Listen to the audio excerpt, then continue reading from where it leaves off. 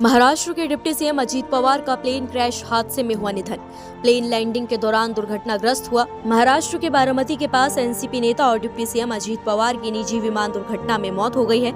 Landing के दौरान खेत में गिरने से विमान हादसा हुआ, जिसमें अजीत पवार सहित विमान में सवार सभी लोगों की जान चली गई है। जानकारी दे, हादसे में अजीत पवार बुरी तरह घायल हो गए थे और उन्हें इलाज के लिए स्थानीय मेडिकल कॉलेज ले जाया गया था, लेकिन उनकी जान नहीं बचाई जा सकी। सूत्रों के मुताबिक विमान में 5 लोग सवार थे, जिनमें से किसी को बचाया नहीं जा सका।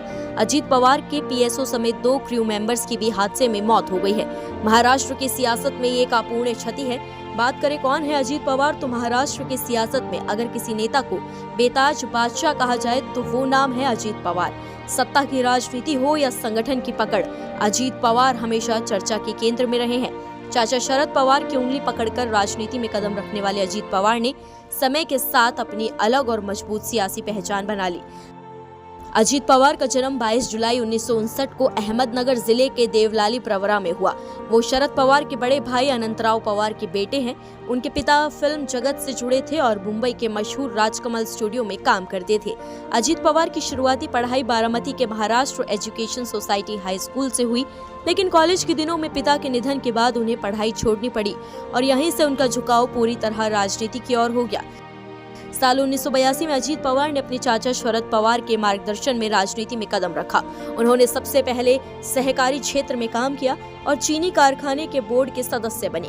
महज 23 साल की उम्र में वो पुणे सेंट्रल कोऑपरेटिव बैंक के अध्यक्ष बने और करीब 16 वर्षों तक इस पद पर बने रहे। सहकारिता के क्षेत्र में यही अनुभव आगे चलकर उनकी सियासी ताकत बना। 1991 में अजीत पवार बारामती से पहली बार लोकसभा सांसद चुने गए, लेकिन बाद में उन्होंने ये सीट अपने चाचा शरद पवार के लिए खाली कर दी। इसके बाद शरद पवार केंद्र की राजनीति में एक्टिव हो गए और महाराष्ट्र की राजनीति की कमान धीरे धीरे अजीत पवार के हाथ में आ गई।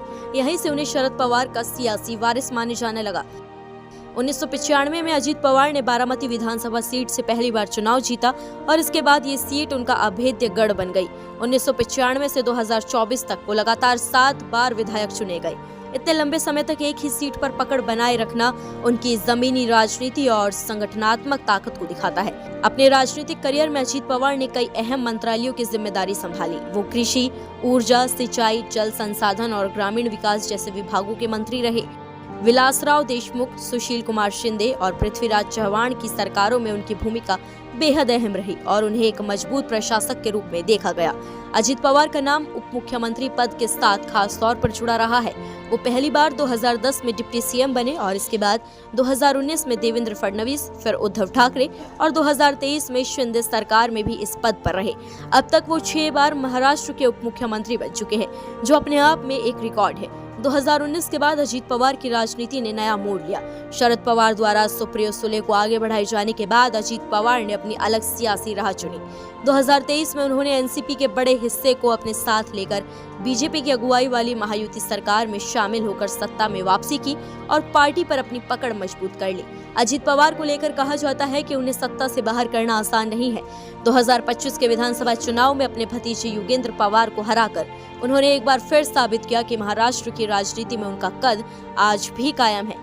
कुल मिलाकर अजीत पवार का 45 साल का राजनीतिक सफर उतार चढ़ाव, रणनीति और सत्ता की राजनीति से भरा रहा है।